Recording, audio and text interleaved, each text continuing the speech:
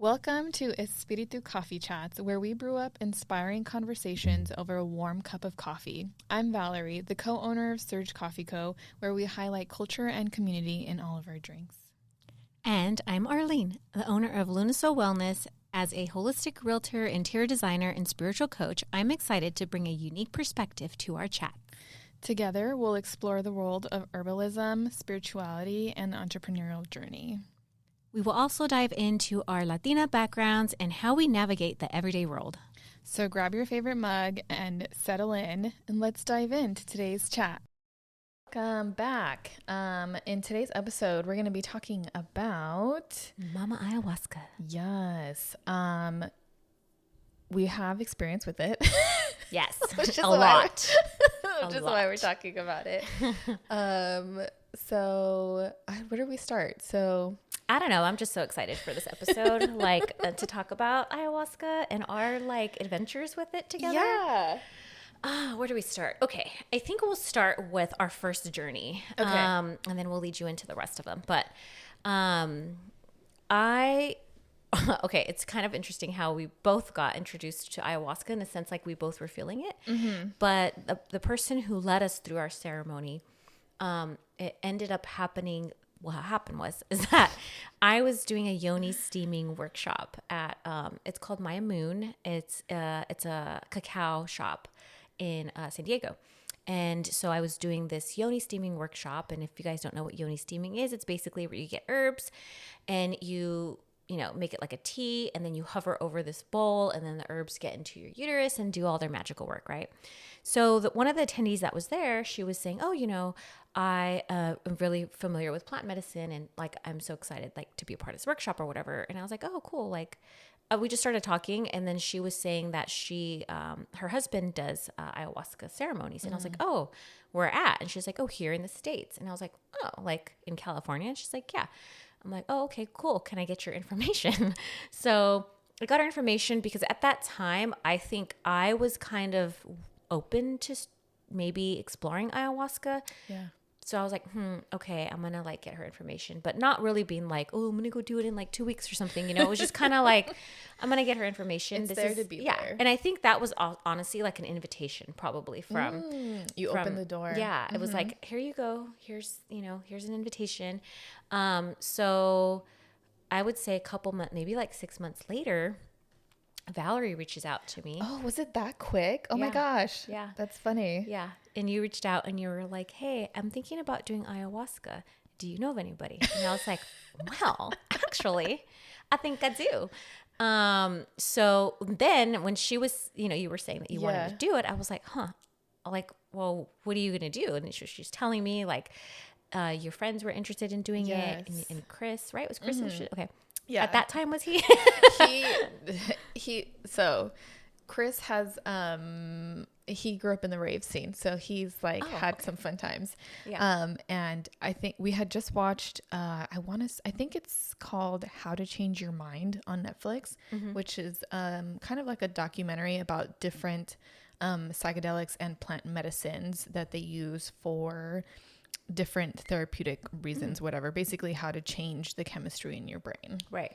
So yeah, that's how we heard about it initially. I think I had heard about it before then, but never really dove into it. And when I saw that, I was like, oh, it just piqued my curiosity. And I'd been doing therapy for a long time, for years at that point. So I was very interested in it for the therapeutic process and healing process. And Chris was just down to try it and have a good time. He wanted to talk to aliens, as he said. Yeah. Oh boy, did he get a reality check. Yeah. So when you were explaining that, I was like, oh, sign me up for that. If you do, end up putting this thing together, I'd like to be a part of it. So just keep me posted. And then, so yeah, you contacted, Yes. I reached out to the person that you had sent me. And we had set a date, and it was I don't know, months in advance. Cause I was if we're going to do this, and I'm also a researcher by training in my background. And so I was I'm going to research the heck out of this before I do anything, because I just need to know. And so I wanted to give us enough time to do the research to figure out like how to prepare, what are some of the side effects, blah, blah, blah, like everything. And we had set a date. As the date came closer, I checked back in and I was like, hey, just want to make sure we're all set to go. We're going to start booking things, getting the Airbnb, blah, blah, blah. And he was like, oh, I double booked, so I'm not available anymore. Oh, yikes. And I was like, okay, do you know anyone? And Yeah. at this point, I'm like, maybe this is a sign that I'm not supposed to be doing it. But he was like, actually, yeah, my sister does it as well. And she also does it here in California and can travel to you or wherever you're going. And so I was like, all right, cool. I got her information. I reached out to her, sent her the 1,000,001 questions that I had. Yeah. Got in a few phone calls with her. Yeah. And then we booked the Airbnb in Idlewild. Such a sweet place. Yeah. And it was so funny because I was initially trying to do it in like the desert of San Diego, trying to be in like more like, I guess, Idlewild is also native lands, but Right. I was trying to be a little bit more closer into San Diego to where we are now. And one of our friends that went with us for the experience, he was the one like, oh, hey, there's this cute place in Idlewild. Like, maybe we should go here. And so I was like, oh, it works for us. Like, why not? Let's do it. So we booked it. Yeah. And it was like, 5 of us? It was me and Chris and you, and then 2 of Chris's friends. Which for me was great. Like initially when we first started out, I think it was going to be maybe 10 of us total. And yeah. Cause I think I had a friend that was going to come too. Right? Yeah, and that's then I right. don't know I forgot what happened. Yeah, I think she had something come up in her schedule or some other thing. Yeah, it was like that. There was some people were like really set on it. And then as the time got closer, they're like, hey, whatever schedule doesn't work, or like, hey, we just haven't had enough chance to prepare and we don't think we're ready for this. So, and to me, that's fine. Like, I think this is definitely something you need to prepare for. Yeah. Yes. But yeah, so we went and we did in Idlewild. We spent the weekend there. I remember your husband coming and dropping you off, and he was like inspecting the whole place. Yes. Because he knew, I mean, I knew Valerie and Chris, but he was like, okay, but you know, who are all these other people? Yes. And he was just worried about like, I don't know, he's an attorney and he's a criminal defense attorney. So he reads bad stories. And actually one of his first cases was an ayahuasca. He's seen the worst of it, an I bet. ayahuasca case. Wow. His very first case was an ayahuasca case. Dang. And so I think that's where he was like, uh-oh, like what if she trips out and is she Yes. going to be safe? And is something going to happen to her? What if somebody takes advantage? And I was like, dude, we're fine. Like, we're totally fine. And I was like, we even got into like kind of like an argument because I was like, I'm doing this. Like, you're not going to tell me no. Like, if I want to do it, I'm going to do it. Yes. And he's like, okay, fine. So he dropped me off and picked me up, which made him feel better. And Idlewild is like it's like an hour and a half drive. Yeah. From San Diego. It's not too far, but it's far enough because of the windy roads and all that stuff. Yeah. Yeah, and actually it was a really nice Airbnb. It was beautiful. Sergio scoped it out. There's no worry. He was fine. He left like, okay. Yes, and the guys had like just left because it was, the friends of Chris, they're a couple married. So for us it was, and Chris knows them very well. And they've also had been on like their own therapeutic journey, their own healing journey. Like one of them had done ketamine therapy. So they both came in knowing like what to be ready for. And I remember when you guys got there, they had just stepped out to like go grab breakfast supplies or something. And so it was very calm and quiet in the Airbnb, which I felt like was perfect. Yeah, for sure to walk in. Yeah, I'd be like, hi. Sheriff's in town. We're super calm and peaceful here. Yeah. Are you ready? Yeah. And you guys were already there for a couple days. So because I have a family, so I couldn't go. Like I literally I got there the same day that we were doing the ceremony. We drove up Friday and I think you got there Saturday. And then we did it was like an afternoon session for the ayahuasca. Yeah, we started at like around 3. Yes. Yeah. Oh, and also very important, we had done like 2 weeks prep minimum. We did the dieta, which is very important. Don't skip that. Yeah, definitely. It's like a very specific diet to help cleanse your body and prepare for the plant medicine. Because if you don't, you could potentially have what people refer to as purging, which is either vomiting, could be mucus or phlegm coming out. It could be going to the restroom a lot. Yeah. Could be crying a lot, could be laughing a lot. There's just so many different ways of purging. Yeah. But yeah, the diet really helps prepare. And I think also setting an intention, because 4 of us set an intention and we're ready. And we had a little like pre-meeting for all of us to meet and like get to know each other, since we were going to be in such, it really is a vulnerable space to be in. So I would say like, I don't recommend doing it in large groups where you haven't met anybody. Yeah. I don't know how people do that. No. I can't imagine. Yeah. There's just so many energies. And for us, like even with the 5 of us, there was still like, Chris has really strong energy. Yeah. He took over the whole room. Literally. Over the whole ceremony. I'm just kidding. Yeah, basically. It was really funny because he was the one that like was like, I'm here to support you guys. Yeah. That's funny. Yeah. He was like, if anything happens during the ceremony, I got you. Like, come to me. I'm going to be here for you. Yeah, no. Mama Ayahuasca had a different version for him. And me and Valerie both looked at each other. We're like, we're like, he's going to get an eye-opening experience. Yeah. And I think that was it was so interesting because he literally did walk into it being like, this is going to be like rainbows and butterflies and I'm going to just see like aliens or whatever. And then it just like the exact opposite happened. And I think for me, I was like more so of like worried that I'm going to see my shadow self or I'm going to see these like evil spirits or something. Like I was more on like this, like preparing myself for like Armageddon practically. And Chris was over there like, I'm going to see rainbows and butterflies. Yeah. And so it was just interesting to see how everybody walked in, like what was their fears, what was their like intentions to.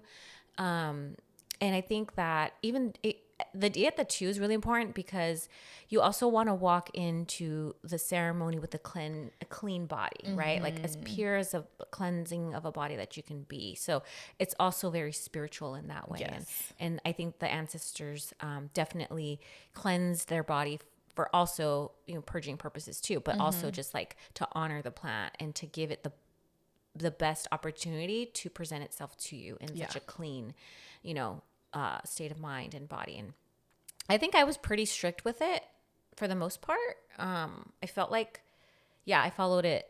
To a T because I was just scared of like purging and stuff like that. Same. Yeah. Cause I was like, I didn't want to get choro in front of everybody. I know. I was so scared. I was like, I don't want to like puke and do all of these things. So I prepped for 4 weeks. Cause I was like, I just need to be ready. Cause I was really nervous. Chris maybe prepped for like a week, I think. Our other friends maybe prepped for like a week and a half, 2 weeks or something. But yeah, and then I would say like that first time, we all had the journey that we were meant to have. The 2 other friends that we went with, I don't think they've done it since then. Chris had a freaking wild ride, which I think was what he needed to understand more of like my spiritual side and like where I'm coming from. Yeah. And kind of like my indigenous roots. And I had an experience that was a little bit more, I would say kind of like a surface level experience compared to like my second or third time that I did it. Yeah. Valerie's done it 3 times, right? Yes, 3 times now. I've done it twice. Second one was by accident, and it was a helper dose. We'll get into that later. But my first time, and honestly, my accidental dose that I took like was very similar. I had the very similar experience from my first rodeo with ayahuasca. And I was just a crybaby. Like I cried the whole time. Like I couldn't stop crying. I cried so much. I cried for everybody else too. I was getting into other people's stories. Like it was so weird. And then I would start feeling bad for them, or I would just feel their pain and I would start crying. And like, especially with, one of the partners. I don't want to say their names because I want to keep their names private. But yeah, one of them was just like really on this deep journey of like their childhood and their mom and stuff. And I just felt that for that person. And I just was like feeling like all of the things. And I just remember it was, for me, I actually had to be like, I was so into everybody else's story or like journey that I was like, wait, come back, Arlene, like come back to me, like come here, let's focus on like, so there were times where I had to call myself back. And even like with Chris, I had to definitely be like, okay, like get over here, Arlene. Come on, let's go over here, come here. And so there was and the thing about ayahuasca is that I don't think people realize, like, you do have a concept of like, I mean, at least I felt like I can control my mind a little bit. Yes. You know, you're not wasted drunk type thing. Or, you know, totally unoriented or things like that. Like, I feel like you're very consciously aware of like what's going on around you. You can get up and walk, and if you have to go to the bathroom, you can do that if you're not sick. I think that for some people it could be because you're purging, right? Yeah. And you're like physically like throwing up, or you're physically purging in the other end, which definitely does happen. But otherwise, like, you're pretty, like, you can, at least for me, I felt like I can be like, okay, let's come back, you know, and shift it a little bit. So, but mine was super spiritual. Also really sad. You know, I think my intention was to, if there's anything that I need to wrap up when it comes to the loss of my daughter, I was ready to face that. And I think I felt like I did a lot of therapy around that. But I felt like I needed to go into the subconscious mind and go deeper with that grief or whatever that feeling is. Or even the connection. Maybe I connect with her, like, you know, spiritually or whatever. So, and I felt like I was ready for that, because of all the years of like therapy and all the self-work that I've done. I felt like, okay, I'm ready to like face whatever it is, whatever comes up. And, so that was nice. I went back to the day that she passed away, and I literally I replayed everything. Like, I was watching everything happen. Like, it's kind of like a movie, you know, like I was watching everything happen. And I think there was a lot of like talking to my past self, and then her voice also talking to me and saying like, you know, I love, like, it's okay. Like, I love you. Like, I'm safe. And, you know, so it was very therapeutic in that way. And I think because I carried so much guilt, and I still do at the end of the day, like, I don't have an answer. My daughter died of SIDS, so I don't know what happened to her. And I actually thought that I may have suffocated her by accident. So that was a big, you know, I mean, I still have issues with it, but at the same time, that journey allowed me to make peace. And like, and it's weird because your brain, like, it's like it did, like, it was so clear that my brain like relived it all. So it was like reliving it, but in such a more of like a healing way. So, and then I connected with, like, I had 100 billion past lives. That's so cool. It was so crazy. Like, I couldn't stop. I would like go, and then every breath that I took, it was like a soul was leaving my body. And I was just like, and then another soul would leave, and then another soul would leave, and then it was just like releasing all these past lives. It was wild. Wow. Yeah, I don't think you shared that part. Yeah, it was pretty wild. And then a lot of crying. And then I saw my dad's story with my dad and his inner child. I don't know why he came up, but like, for whatever reason, like it gave me some understanding with him, and maybe why he drank when he was younger, because he used to be an alcoholic. So, and I think it was very therapeutic in that sense. But it was weird too, because some of the stuff I was like, oh, why is this coming in? But okay, like it's here, like it's my dad or whatever, right? Right. So so yeah, there were just a lot of like interesting like journeys that I had. I had like, I think I wrote them all down. There was so many. Nice. So many. It was like a storybook. Like what's the Land Before Time? Or the Never-Ending Story. Yeah. Yeah. How was yours? I remember yours was pretty. Yeah, my first one, I didn't have very much purging. I just had like a lot of mucus and phlegm coming up, which for me, it was at the start of when I had like a bunch of like GI issues and didn't know what was going on, which is what drove me to ayahuasca, because I was like, I had been in therapy. I kind of figured, I was like, there's some kind of blockage or thing that won't let me I can't talk past whatever is being blocked in my mind. And so I was like, well, same, like tapping into the subconscious. I was like, okay, maybe I just need to go a level deeper. And the first time that I did it, it was very like high surface level type of journey for me. Like I did get some of the, like, we're all connected, and saw like the expansive universe, which was crazy. And I could actually see like my stomach, which was super weird. Like I saw it, and like I was in it, and I was like fixing myself. I have no idea how. And I did see some improvements afterwards, with my issues, my health journey. And I just worked on that, and I did feel a little bit more tapped into like my spiritual side, because I had kind of like, I don't know, I just didn't really tap into that beforehand. Yeah. And then, yeah, I want to say, I don't remember, it was like a year later, maybe, when I did it the second time again with you at the retreat. And that time, oh my God, that time was... That was intense. It was different. I was like, oh, she's going through a different experience. Yes.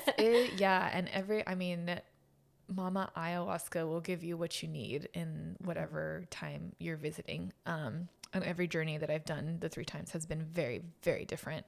So the first time was pretty nice. I felt like that was a good introduction to it. Chris had a very, very eye-opening experience, and that was was really intense. yeah, and that was the only time that he did it. And I don't know that he'll do it again. So I felt like that's probably what he needed. Yeah. And my second time was just so much purging, and I could feel the release of like everything. It felt like I was letting go of like all of this generational trauma that had been stored in my body. I was getting rid of a lot of self-doubt and the anxiety. Well, I thought I had gotten rid of all the anxiety. I didn't when I found out when I went to my third one. You're like, wait a minute. Yeah, it was just a lot of releasing. And so I purged for, I don't know, an hour and a half. It just was so long. Yeah. And there was even moments where I was like, I can't do this anymore. Like, I don't know. And Were you throwing up? yeah, I was throwing up. I had to keep blowing my nose because I was getting all this mucus coming out from my nose. And it just like, and I was crying a ton. Like, it was just like I would like lay down, and then I would have to get back up again because I just felt like I was just going to keep throwing up. But at the same time, even though it was so much energy and required so much effort to like release all of this stuff, I still felt like I was in a safe space. And I just remembered I was like, I would call out for help from like the spirit guides, my ancestors. And the second time Chris was not there, and I remembered I was like, actually like, I had like called him in to help me because like I needed some of that, like, I don't know, that masculine energy to like help push. And shortly after I was like trying to call him for help, I forgot her name, the assistant that came. I forgot her name. Yeah.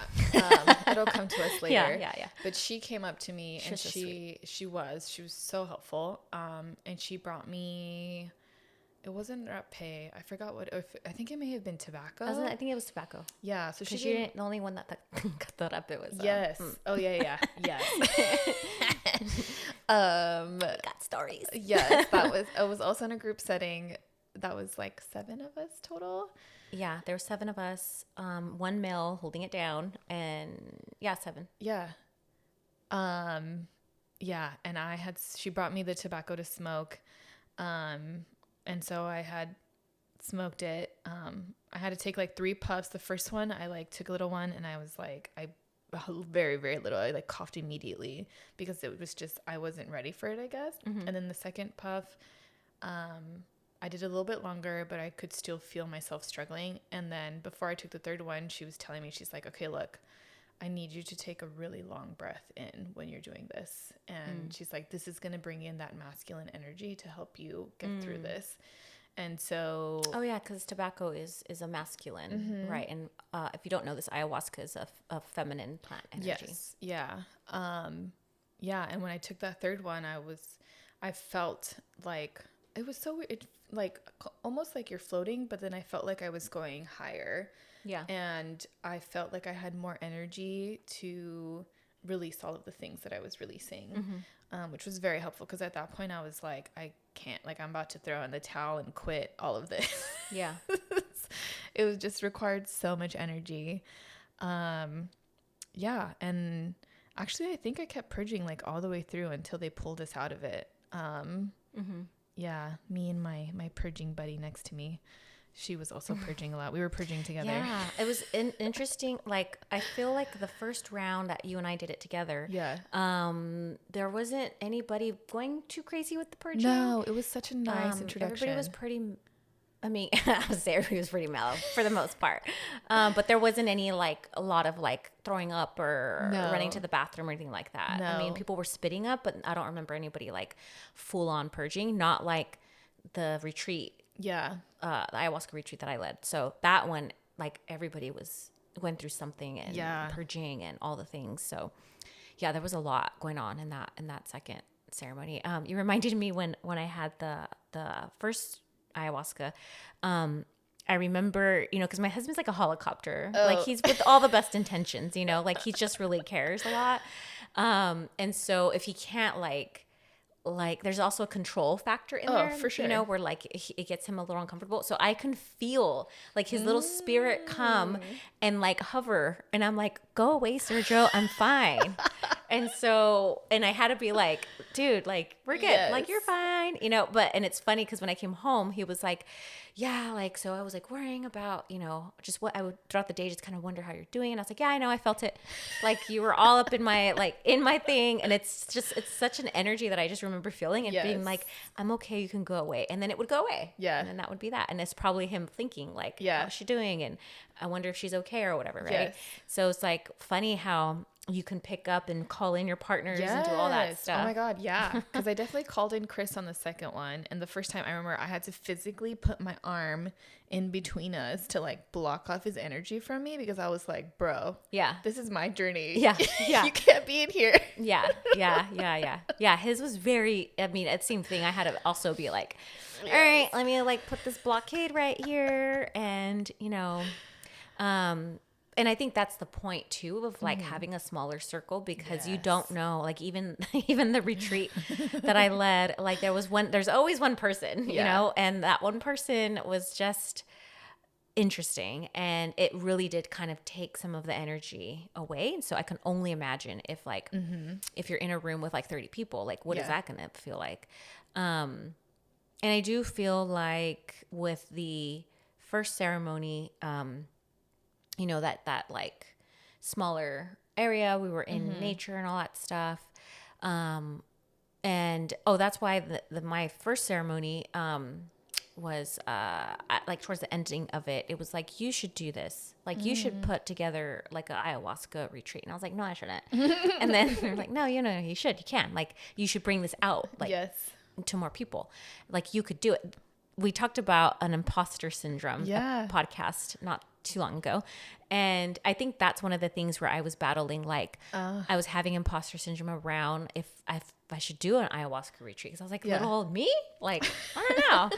And then I've only done it once. I've only done it once, but I was like, and I think the whole point was you can hold space. Yes. And you can plan something. You could bring this medicine to others, not actually do the ceremony. Right. But you can put everything together. And I was like, okay, I think I can do that. But I also felt like when I got out of that experience and I got that download, I was like, is this a me download though? Like, is this my ego?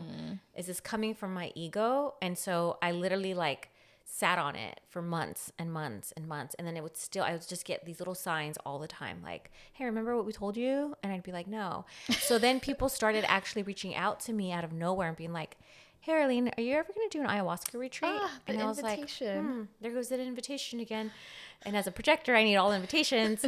So I was like, And then again, another one a couple months later goes by. And again, have you ever heard of ayahuasca? And I was like, oh, okay, fine. This is a science. Yes, yes. So I was like, okay. But again, I was so like worried about my ego and being like, I don't want to do something, like, I don't know. So I was really like trying to check myself in that way. And then in the long run, I was like, okay, I'm going to do it. And then, yeah, sure enough, I put the call out there through my email list, and I got, people interested, and then it ended up being 7 of us all together. And so I basically just planned the whole retreat, got the place, beautiful home.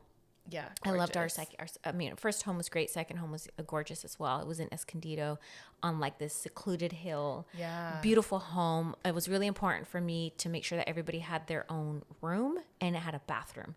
Because I was like, it's going to be pretty gross to share. Like, you're over there having choro, and then you got to like share the toilet with somebody else. Like, so I really wanted, so the hardest part for me was trying to find the home. Yeah. Like making sure. And I was like, if I don't find the right home, then I'm not doing it. And it was like, I was literally being like, putting all kinds of blocks. Like, if I don't find the home, then I'm not doing it. Okay, well then if nobody signs up, well then I'm not doing it. And like putting all these barriers so that it doesn't happen. But then it was just like, boom, perfect home came. Yes. Like literally the perfect home. And I was like, oh, okay, that was easy. Yeah. And then everything else just kind of fell into place. But so then I guided people through that dieta process. And then I also incorporated working with them one-on-one, like almost coaching type style 2 weeks before. So I did, I would look at their astrology, their human design. We talk about that. We talk about what their intention was and all that stuff. So once we got to the ceremony, I feel like we did so much prep work that everybody was pretty like on track, except for one. There's always one. There's always one. And I knew this one person. Actually, there was 2. Oh, that's right. There was 2, but one person didn't quite make it. Yeah, they bailed. They bailed last minute. But I'm glad on that, because even then, I think that person had a lot of emotional stuff that would have been a little, I don't know if it would have been the right. Yeah, for the group. Right, oh, considering, considering what happened. Because I remember that one person that did go had their own journey. And I just remember when I was in, the first time I settled in really easily into, I guess, like being plugged into the matrix essentially. And the second time I was like fighting to get in. It was such a weird feeling, not knowing what else was going on. Oh, did you have you had to do 2 doses, I had to do right? 2 doses the second time. So I think the doses are, if you don't know, they're like, is it 25 milligrams, I think? 25 milliliters. Milliliters, like? Yeah. Like a shot worth, like not that much. It tastes like dirt. I am convinced that the more you take it, the worse it tastes. Really? I liked it. Yeah. I was like, oh, this tastes familiar. The first time wasn't too bad. The second time I was like, ooh, this is a little, like when you're taking like a, I don't know, shot of like whiskey or something. I'm like, ooh, this puts some hairs on your chest. Yeah. And the third time I was like, this is not nice. But yeah, that second time I had to get that second dose, because with the first dose I wasn't able to get in, and I think it was just because somebody else's energy was just taking up too much. Because then once that had kind of settled in, then I had my second dose, and then I was just like, I went in and it was just purging the rest of the time. Yeah. And the third time was so beautiful. It was so nice.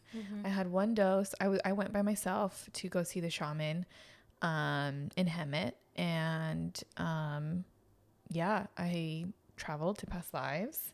I released a lot of anxiety that I am actually still releasing.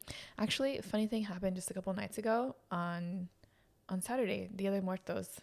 I was falling asleep. I had also smoked a bunch of marijuana. I was very high. There's also that. There's also that. Because I was very exhausted after the last 2 weeks that we had. And it was raining, and the raining felt very spiritual. I was just like, it just felt like a cleanse, like a release. And I was like, it just felt different. Yeah. And then when I was going to bed, there's like a car parked outside of the window, and you can hear the drop, and it was like drip, drip, drip. And it was very, what do you call it? Yeah, very like that. And I started to hear like tribal music, and it was like, why, yeah, and I was like, what the hell is this? You're like, dude. I was like, am I going somewhere? Yeah. It was a Scorpio new moon, so that makes sense. Yeah, I was like apparently doing Reiki on myself and releasing more energy, which also I've never done Reiki before. Yeah, and that second time that I had done ayahuasca at your retreat, I was doing all kinds of cord cut. My hands was like doing its own thing and like pulling shit out, and yeah, it was really strange because I'd never done any of that stuff, and I had no clue. Like I'd done Reiki with you a couple times, like the sessions where you did it, but for me to be doing it, I was like, wow, what is this? And I was like, well, I guess my body knows what it's doing, so I'm just gonna let it do what it's doing. Yeah, that's pretty cool. Yeah, and the third time was like I was doing it again, like releasing and like shaking off the energy, like a little bit more cord cutting, and then I got to travel to past lives, and which was really nice. And in that time, I also felt like I had Chris's energy come into my journey, because I had in my past lives, like in both of them, I had a very loving partner and a very sensual life, which was fantastic. And I was, yeah. And I was like, I was royalty in both instances, which was so funny. And it was like this, like I had this partner, this male partner. It wasn't Chris, like it didn't look like him, but it felt like him. Interesting. Yeah. Yeah. So, and especially one of the past lives that I had visited, it was like Viking era or something. And I was like a princess, and he came out and he like brought out his drums and he was playing on the drums, which was funny because like a week before that we had gone to visit his family, and they gave him like this it's this Armenian drum that his dad had made for him, that he gifted to one of his cousins, and the cousins was like, oh well, I didn't know if you wanted to keep it, so I brought it. So it's at our house now, and he's like kind of playing the drums, or learning to, because he said he's going to play it at our wedding. Cute. Yeah, so it was a really nice experience. Like, that was the third one. Okay. Yeah. So each time was so different, but also what I needed in those moments. Yeah. I feel like when people, especially like when I was putting the retreat together, everybody was like really scared. Like, oh yeah, really scared. I could see that. Super scared about, because if you go online, you can read like, you know, there is risks. Oh, I'm not saying like, but there's also like, you know, if you're in good health, you should be okay. But there are some like contraindications and stuff like that. Yeah. So, but for the most part, I think it is like, I mean, I felt like it was safe in a sense. Mentally though, for some people, it might not be. I'll get into that in a little bit. But, so my second dose was a surprise, because I was leading the retreat, but I didn't know that I needed to also be on ayahuasca with everybody. Like, yeah, because I remember you said you weren't planning on it. Yeah, I wasn't planning on it. I didn't even do the dieta, like, because I wasn't planning on it. So I was eating all the salt and all the things, right? like, because you're not supposed to have salt. And, you know, but there was something that did tell me, like, do a 3-day cleanse. Yeah. So, and I felt like I should do a cleanse and be at least pure, like, in that sense, like, to hold space. Yeah. So I did a khichdi cleanse for like 3 days, which is a super like simple diet and stuff, or cleanse or whatever.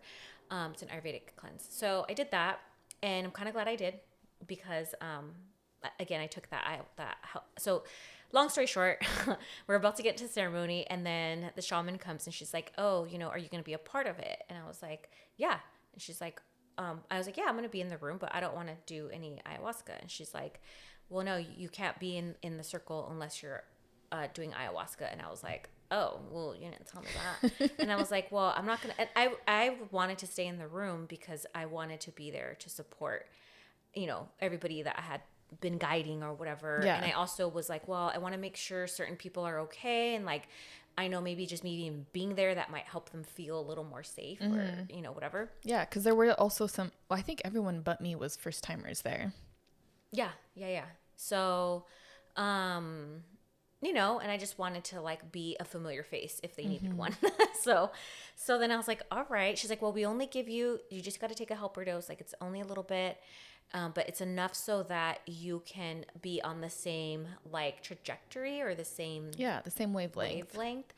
And now that in hindsight, I'm like, that makes total sense, because when I was helping other people, I already knew what they were going through. Like I didn't have to even ask them or talk to them, like, what's going on? It was just like a mental like feeling or whatever. Yeah. Cause there was someone who had called out for you. I remember that. Yeah. Yeah. So there was, so I took the dose, and I was also worried because me and my ego, I was like, I don't know though. Like, so I had to like, just be like, stop overanalyzing, stop overthinking it. And I also was worried about getting sick, and like, what if I got sick and then I couldn't help anybody? And then I'm like, now I'm a burden to everybody. So I was like, you know what? It's going to be fine.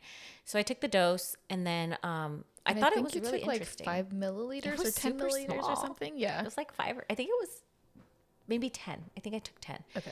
Because somebody else took 10 too, because they actually had a health issue. They had type 1 diabetes. And so they need to be on like insulin. So we had to monitor their insulin. That was another reason why I wanted to be in the space, because I wanted to make sure like that person was going to be okay, like health wise. So, which they ended up being fine. Yeah. The best rest of their lives. Yeah. Like, oh God, that person had such a great, I'm so happy for that person that got that journey, because they definitely needed it. Yes. So during the helper dose, it was really interesting. Like I was able to be coherent when I needed to be, but then when I had time and space to be alone, I would go into my own journey, and I would just be like whoop, back into this like world of ayahuasca. And I kind of left off from my previous ayahuasca ceremony. Yes. So and again, I start crying. Crying for all of us. Crying for everybody. I'm like, literally my spirit's like going around and crying for all, like, is there anything else you need to cry about? And then I would have my own moments of, my journey or whatever. But then the moment I needed to get out of it, because somebody needed to go to the bathroom, or, I needed to be present for whatever, I would just be right back into like earth, basically. It's like so interesting. So it was interesting to feel like what the shaman was saying, like you can help, like you're going to be in, and you, what did she say? She was like, I wouldn't give you this if I didn't feel like you can handle it and like give you this type of position, because I'm not trained. Like she did bring a helper. That helper is trained and has been training under her. And like, I'm not trained, but I'm like, but I think it was just this whole like intuitive thing that she was feeling. So she approved me. So I got approved. And then, but during that experience, there was one person who almost, I think, had like, I don't want to say like a psychotic breakdown, but it was very it's almost traumatizing for them. Yeah. Yeah. I would liken it to an exorcism almost. Yes. There you go. It was very much that. And this person also they were one of the people that I felt like wasn't really like, it was very surface. So when I would have our one-on-one, sessions together, I would try to like go deep, and it was very like blank, like just blank stares. I'm like, what is your intention? Blank. Like, is there anything that you want to work on? Like blank. Like I'm not getting anything. So when we met in person and everybody's there, that person, we did a lot of like prep workshop type stuff before we did the ceremony. And it was still like just not engaging, like not everybody's opening their heart or like being open and, just like really being like open and honest. Yeah. Very vulnerable. And especially like a lot of people didn't know each other, so, holding space for each other. And that one person was just like not really opening up to the group. And I was just like, oh, here we go again, So then I was like, then I was a little worrying about her. I was worrying about them, because I was like, I don't know what they're going to experience. And this person I also was like, well, I mean, they do Reiki. Right. they taught yoga. Like, so they went through yoga teacher training, which is pretty spiritual. Like you learn a lot about like Ayurveda and things like that. She's done Reiki. She's a Reiki master or whatever. She's gone to Deepak Chopra Oh, wow. in all these like spiritual retreats. So I was like, okay, maybe she doesn't need my advice. Maybe she don't need my help. So I'm going to like just let her be. And maybe she's just, you know, I don't know, working on doing her own thing. Yeah. So I was like, all right, maybe that's just what it is, you know? So then we get into the ceremony, and as soon as I take like my little helper shot, I look up and then I just see her like shape shift. Huh. And I was like, dude, this is already working? Like literally just took a drink, and then I look up and then I see her shape shift. And it was just like this dark, almost alien looking like shadow that was like it was like a really quick glimmer of like you know when the TV fuzzes? Yes. Like that. And then I was just like, wait, what? Like that was weird. And then she just went back to being her normal self. And I was like, huh, interesting. So then as the ceremony keeps going on and on, I'm noticing like she's not getting into it. Like she's had to take another dose of ayahuasca. And then she also got the rapé up her nose. And that still wasn't getting into this person. Like they were not in it. They were really like struggling, allowing the ayahuasca to come in. Yeah. So then I see them get up and they go over to the shaman, and I'm like, why are they getting up? Like they're supposed to be laying down. We're all supposed to be in our own little like three-corner spot, right? Because it's very internal. Like it's in your mind kind of journey. It's not like an external thing where you're interacting with others. Yeah, no, you're not like in a kumbaya circle, right? So she gets up, and then I see her and the shaman talking, and then as I'm looking up, I'm like, whoa, she starts to shapeshift again. And I'm like seeing this like other entity kind of thing. And then I'm noticing like there seems to be a power struggle going on here between the two of them, more so coming from the person who is not the shaman. Yeah. And it just felt like I didn't even need to know what they were talking about. I just knew like there's a power struggle going on here. Yeah. And there's a lot of alpha energy coming out of all that situation. And I just knew when I looked at her, I was like, that's not her though. That's her like her nasties. Yeah, her nasties. Because Carmen, well, the shaman, she does say that your nasties will come up. Yes. And so, and if you've did any, one of the things that they explained was that if you've done like any hardcore drugs in the past, that those have like little spirits in a sense, and they can live within your body, even if you just did it once. So she was like, let me know if you've ever done any hardcore drugs, because when you're in the ceremony, I might need to know if that's what I'm working with. Am I working with that spirit of that drug or whatever, right? So I felt like that's me. I'm not saying like that person did drugs. I don't know. But all I know is that there was definitely something there, and there was a lot of ego there, and it wasn't nice to see or watch. So then I was already helping somebody because a lot of people were purging and they needed to go to the bathroom, and I want to help and make sure. So I'm like, helping everybody or whatever, and I'm waiting for somebody to come out of the bathroom, and I'm waiting in the hallway, and then all of a sudden I just hear this big door slam, and I'm like, so it's that girl who I'm feeling is like going through an exorcism in a sense, and she puts herself in the room and slams the door as if she's so angry at all of us. That's wild. And I remember hearing the door slam. Whoa. So then she comes out, and then she comes over to me and she's like, I need to get out of this. And I was like, I don't know what to do. Like, I don't know. Like, you just you're in it. Like, there's nothing we could do. You just gotta like wait it out, I guess. And she's like, I was like, go talk to, the shaman. She can probably help you. And then she's like, I don't want to talk to her. But her voice was so like, just low and like not her. Yeah. And I was like, and then I just got like such her energy, and like, I can feel, I can feel evil spirits. Yes. I definitely can. Yes. I always can since I was a little girl. So that was coming up, and then that freaks me out because that's like that's what scares me. That's what scared me about ayahuasca the first time. I was like, what if I get all these evil spirits coming to me? And they attach themselves. So I was worried about that, and then here it happens. So then, so I was just like, I think I remember even after the retreat ended, like I had a lot of that energy there. Well, yeah, because she touched you too, right? She touched me. And you're me. not supposed to touch each other because it's an exchange of energy when you're in. So she touched me, and then I felt like even after the retreat ended, I had like I had so many things happen. Like people were telling me all their life's problems, but like like evil stuff. Yeah, like Dark energy. And then I just felt dark energy. So I think it lasted on me for like a month. And I had to do all these cleansings and fucking all these. I went to the fucking brujeria store and got all this stuff because I felt like it literally did attach to me. So that's that. But she ended up over time, she ended up leaving. Yeah, that was scary. She ended up leaving full on ayahuasca too. Like got in her car and drove home and also left their partner there. Yeah. Which I was like, who does that? Yeah.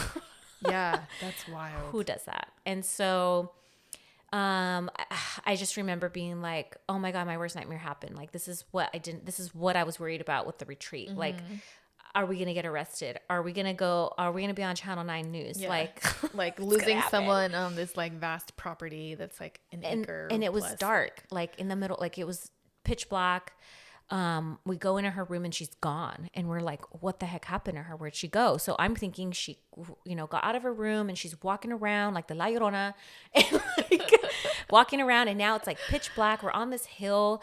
It's very rural. So I'm like, oh my God, like, and something just told me, Arlene, call her. And I was like, why am I going to call her? Who's going to have their phone on them right now? Right. And I was like, all right, fine. So I ended up calling, and she answered. And I was like, what are you doing? Where are you at? She's like, I'm on my way home. I'm driving home. She's like, hold on. I'm talking to my brother on the other line. And I'm like, okay. I'm like, but your husband, like, like, what's going on What is going on? So then she never gets back on the line. And then her husband is coming out. Finally, everybody's now coming out of the ceremony and stuff. So wakes up, and he was just having the best journey of his life, I felt like. And then, couldn't really like, just got woken up to their partner being gone. Yeah, I felt like we didn't really get to close the circle. And usually there's like a debrief after, and we kind of like share our journeys or experiences, like whatever we want to share. Yeah. And we didn't get that. I felt like it was ended a little bit abruptly because she left. Yeah. Which sucks, and I get it. Like sometimes you're just not ready for it. And the shaman had told us in the past, like there are times where people will get multiple doses, 2 doses, 3 doses sometimes, and they just won't be let in because they're just not meant to be, or they're not ready or something. Yeah. Yeah. I mean, I did end up speaking with them after. I was really worried about them. So I'm glad that they picked up the phone. I thought they were like not going to pick up my phone call, but they did. And they explained to me their whole story and their whole version and things like that. And so, everybody has their own experience with ayahuasca. So I can't take her experience away from her.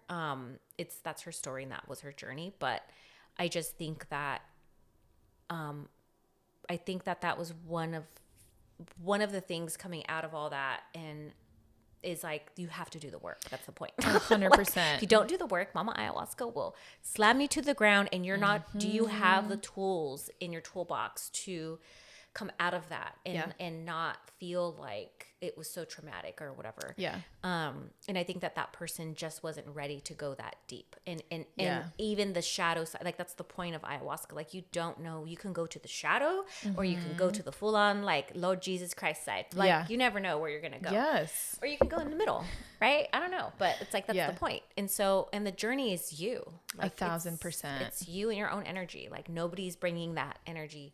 I mean, clearly like you're going to pick up on energies around you. And I know that our shaman was, we felt very like comfortable with her leading super comfortable, us and stuff like that. So I just know like just from that person's experience that I think that there was more work that internally probably needed to be done. And I don't think they've ever gone to a retreat. I mean, they've gone to other retreats, but usually, I do yoga retreats, like I do spiritual retreats. So, they're not going to go as like ayahuasca is just so deep. Yeah. You so really deep. have to be ready to face all of the ugly and all of the good. Like it gives you everything. Yeah. Yeah. And it gives you just past lives. It gives, at one time, I always like have this Egyptian stuff going on with me all the time. Mine's Egyptian too. Yeah, me too. Look at us. We are soul sisters. I know we are. Yeah, and I went to this like Egyptian pyramid, and it's so funny. As the first ceremony, I ended up being inside this tomb. And I was like checking it out. I was like, ooh, this tomb's really pretty. And I was like looking at it, all of it. And I remember when the shaman got us out, I was like literally in the tomb, and then I'm looking at all the things and stuff. It was ivory, and it had like black ebony around it. It was so pretty. And then, she's calling us to come out of it, and all of a sudden I'm like literally in this tomb, and then I wake up and I'm like, now I'm here back on earth. And I'm like, this is crazy. Yeah. But within that whole journey, when I go to any types of meditations or anything like that, it always takes me back to ayahuasca. Like it takes me back to that. It was like a temple kind of thing. And now I guess in my mind, that's like my safe spot. Like that's my place. Like, so I always go back to, if I close my eyes and I'm in somebody's guiding me through meditation or something, like I'm always there. Like that takes me back. That's so nice. Yeah. And I love it. I loved it. I think I got a lot of healing, but I got a lot of spiritual both times. It was very spiritual for me. So I don't know. I don't know if I'll ever do it again. I wasn't planning on doing it again the first time that I did it. I was like, I think I'm good for the rest of my life. and then it happened the second time. But even then, the second time was just as amazing as the first time. Yeah. Like, I can't say anything bad about it. I was gonna say something about the shaman. I can't remember what it is though. I would also say that, it's not legal here in the United States. Right. So we put ourselves at risk a lot. Yes. However, I think I think one of my intentions for hosting the retreat was to bring, like, I wanted to honor like the land and the indigenous practices of it and all that. So I definitely gave a lot of like information about that and tried to honor as much as I can, because I know we weren't in, Latin America or Peru or wherever, right? So but at the same time, it was almost like, spirituality doesn't have to only exist on one piece of land or whatever, right? And I think if we just honor the tradition of it, and we really honor the past, and we, honor the ancestors who put all this forward, like bringing that intention and not just doing ayahuasca because you think it's fun and cool, or you think it's like, oh, I'm gonna just, skip on life. I'm just gonna talk to aliens or my ancestors. Yeah, or my mom or whatever, right? Like you might get all that, but it's also it's more therapeutic. Yes. Like do it for therapy reasons, or do it because you want to really tap into your deeper self, tap into your spirituality. You will probably connect with your ancestors, or you might not. You might connect with your spirit guides, you might not. You might connect with past life, you might not. Like who knows? But I think the main thing is to really honor, because now ayahuasca is being used so much. Yeah, misused, I would say. Misused, yes. And I know people here are doing it in the States, illegally. But I think that I don't know that it's like, I think research, do your research, really make sure that that person who's doing the ceremony is hopefully following like traditions and things like that. Make sure that the ayahuasca is actually like just ayahuasca, because I know people will mix it and with other things and dilute it and God knows what. Yeah, there's like different. Ours I don't think was pure ayahuasca. I think it was a little bit mixed into that. I can't remember. But our shaman had trained in Peru many times, and she goes back to like refresher training, and also takes it a lot. I think when I had asked her, she had taken it 6 times a week was her like frequency. So yeah, definitely ask all of the questions of your shaman, so you're getting a legit one, not someone that's just a self-declared shaman. yeah, which I'm starting to see a lot more. Yeah, there are a lot more with like kombu, with peyote, with everything. So do your research on the plant, on the shaman, whoever's guiding you on the retreat themselves. Follow the La Dieta, set an intention, do the work. Yeah. Have a good support system too before you get home. Oh, yes. Because that's also important. You feel very raw. Like you literally are walking like with your skin inside out. Yeah. Like your energy is so sensitive, and like, and you still get like intuitive hits and stuff, even like that week. So a lot of our, we call them ayahuasca season 1 survivors.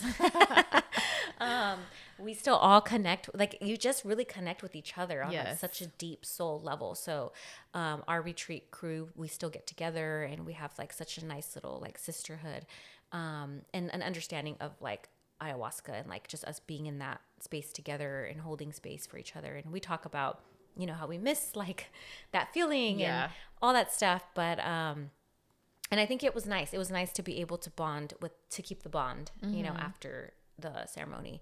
Yeah.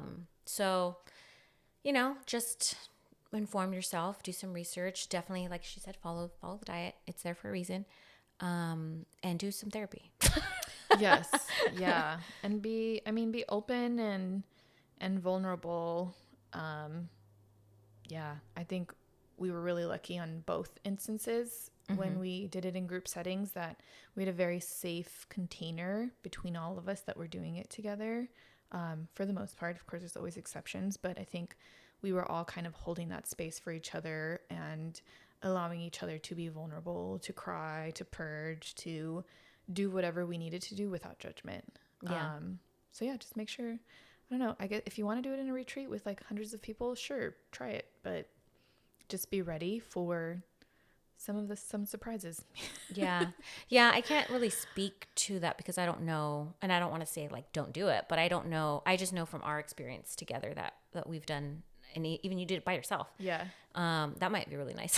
Yeah. It was actually very, very nice. I highly recommend doing it by yourself. Yeah. So, but I think that if you're going to do it in a big group, definitely make sure that you energetically like somehow protect yourself. And really like try to just know that you're going to have to hold space for yourself even more. Cause I know for me, when I did it both times, I guess the second time, I don't know like how much, because it's like, I don't know, I was there like just holding space for other and supporting. But the first time I definitely did feel like I walked away like, I'm glad that I did it with you guys, and I'm glad that it was just like a small little group. I can't imagine. And I'm such a crybaby. Oh. Like, I would be crying for everybody. Yeah. If you're an empath too, for sure. Yeah. Like, yeah. If you feel energies very easily, group settings can be rough.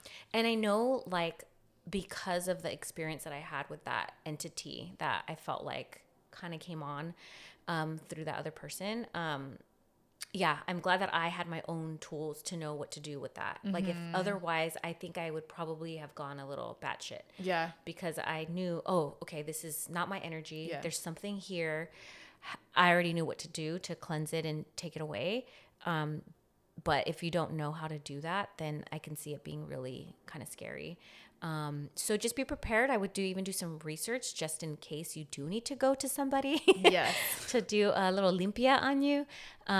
Or just like I said, or just even, practice yourself, like cord cutting and energy blocking and all that stuff. Cause it is a real thing. It does happen. And I know people also get scared of that with ayahuasca, but it's like you take it with, everything's always going to be a mixed bag. Nothing's going to be perfect. No. That's just this world, and that's spirits. And there's good spirits and there's bad spirits. Like, it is a reality. Yeah. I definitely saw that. Yeah. There's the light side and the shadow side, and just depends. Yeah. So if you're interested in doing ayahuasca, want to share your experience, hit us up, let us know. If you have questions about our experiences, happy to share and go into more detail. But yeah, do the research, do the work, do the diet. I forgot I was an Amazon tree at one point. Cool. Yeah, so you can have really a bunch of trips, I guess. But, yes. Yeah, I do have a lot of my resources that I used from the retreat. So if you do need resources, like I have an ayahuasca whole, like all the things. I have the diet. I have all these PDF guides. Like, I literally threw all these guides at my attendees. They're great. So good. They're pretty. So if you need resources, just know, like, I have them. So you can reach out to us, email us, and we can definitely give you those resources. Like, it's something that I did put a lot of time into, and I'm not meant to just keep. So I'm here to share that. And if you know that somebody who's interested in ayahuasca, then you can also share this podcast episode with them. Because like I said, I've done it, you've done it multiple times. So I think we have a pretty good understanding of it. Yeah. And I think we'll probably share more. Like, I'm sure there's stuff that can come up. So we'll be talking about more plant medicine stuff too. Mm-hmm. Yeah. Yeah. Alrighty. Until next time. Thanks for joining us. Bye. Thank you for joining us on this episode of Espiritu Coffee Chats. We hope you enjoyed our conversation and found a little inspiration to take with you. If you loved what you heard, don't forget to subscribe, rate, and leave a review on your favorite podcast platform. And stay connected with us on social media for updates, behind-the-scenes content, and more. Until next time, keep the spirit alive and the coffee brewing. Cheers! Ow, ow, ow.